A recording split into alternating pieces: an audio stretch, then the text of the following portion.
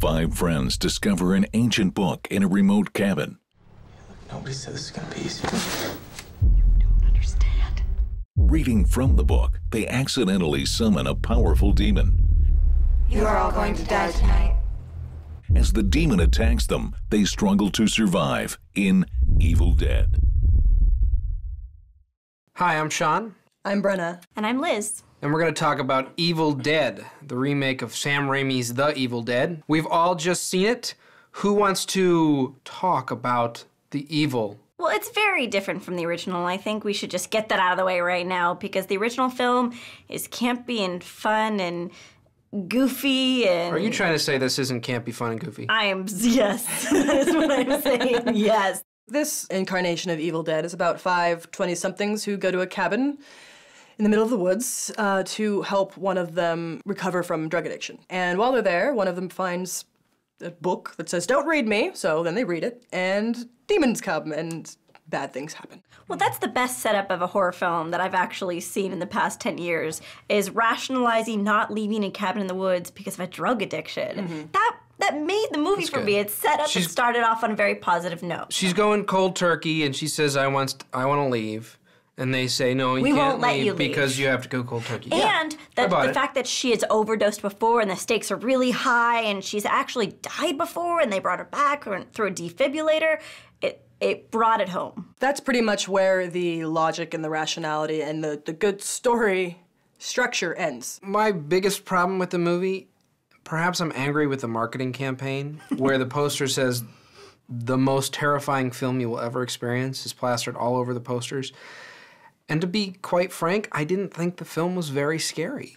It trades that tension basically for gigantic amounts of blood and gore. There must have been gallons and gallons and gallons of fake blood on the set of this picture. Another problem with the film is that the mythology of why these characters are being punished or killed off, or the reason for these demons or the reason for the book isn't really there. I mean, usually in like, we all know in like 70s horror, there'll be like a scene where 2 characters are having sex and then they'll get killed because they were being immoral in their actions. Premarital sex. Right, but there's these characters who are actually in a cabin all trying to do the right thing, trying to help their friend become clean, and none of them are bad and none of them have really done anything horribly wrong with their lives. I gave her a sedative, so she should be out for a couple of hours. We should have left when Mia wanted to. Baby, please. Okay, let's not lose our heads, okay? With any luck, it'll stop raining in a couple hours, and we'll be able to cross the creek in the morning, and we'll take her to a hospital. It didn't explain the rules to me as well as it could have. Or it's a very thin explanations of the rules. Basically, you have a book, and the book is not only outlining how people get possessed, it's also telling you how to destroy those people that get possessed, which I'm confused why a book tells you of how evil... to cause the evil in the first place. Yeah, why a book that would tell you both things. Here, you can have the evil, which is what you want, which is what we want as demons, but you can also get rid of it. Well, they're we'll fair tell you demons, why. you know? They're fair. They're being extensive in their documentation of their possession. Listen, you gotta get out of those clothes.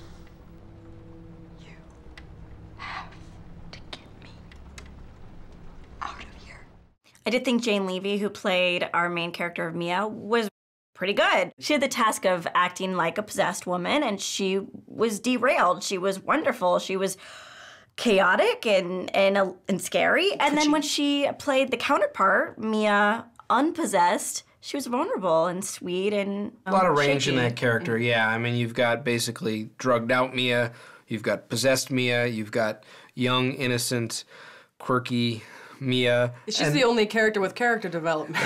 Well, David, her brother, actually has a lot of arc attempt. written into the storyline. They try. But he did not play those elements in his performance. Right, Shiloh Fernandez plays David. I thought he was fine, but the story sort of tries to throw this emotion at his character, and without it really being relevant to the plot, I just kind of didn't care.